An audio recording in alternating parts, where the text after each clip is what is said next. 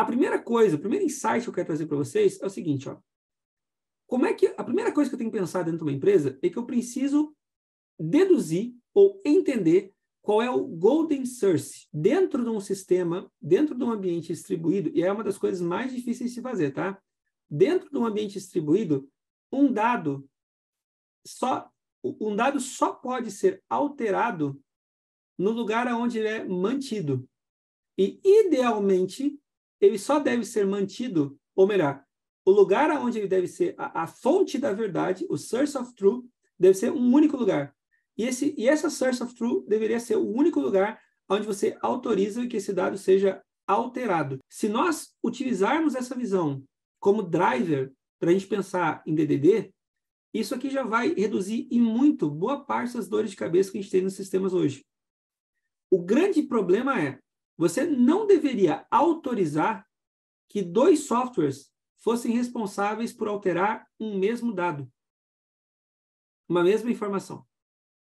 Entende? Ah, cara, o nome do cliente pode mudar no sistema de cobrança e no sistema de faturamento, tipo, no sistema de venda e no sistema de cobrança. Nos dois lugares eu posso alterar o mesmo dado.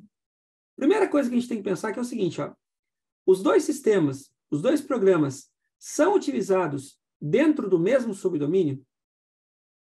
Ou seja, o cara que está mexendo no sistema é o mesmo cara que está mexendo no outro? Se a resposta for sim, menos mal. Se a resposta for não, você não modelou adequadamente a tua entidade. Não existe como, dentro de uma organização, dois setores diferentes, dois subdomínios, serem responsáveis por fazer manutenção em um mesmo dado. Não tem como. Entende? Então, a primeira coisa que você tem que pensar é o conceito de golden source. Tá bom, Elemar, eu tenho o golden source. Agora, como é que eu faço, eventualmente, para poder resgatar a informação sempre do golden source?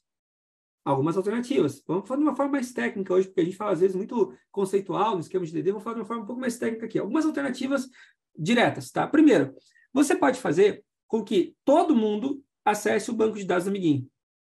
Certo? Espalha a string de conexão e todo mundo acessa o banco de dados do amiguinho. Isso é bom? Não é bom.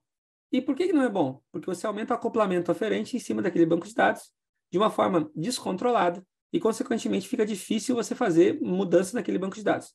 O time coitado, que mantém aquele sistema, não pode mexer no próprio banco, porque se mexer no próprio banco quebra todo mundo. Então, não é bom. Segunda alternativa, você pode pegar e fornecer uma API para poder fazer o teu acesso ao dado no Golden Source.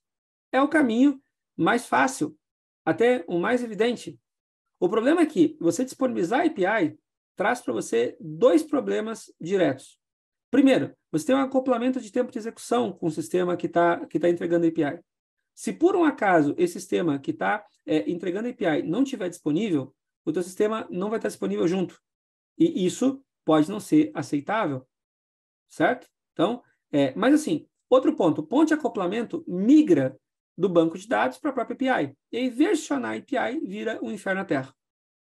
Então, você pegar e expor os teus dados entre sistemas a partir de APIs pode ser uma estratégia interessante, entretanto, facilmente algo que não vai escalar bem, certo? Quando você vai pensar em escala, cara, fazer comunicação via API não escala bem, tá? Outro problema que você tem uma sobrecarga insana da rede, né? Porque você vai ter informação trafegando em cima da rede num volume muito maior do que aquilo que seria saudável para você, certo? E aí você começa a ter, de novo, uma treta.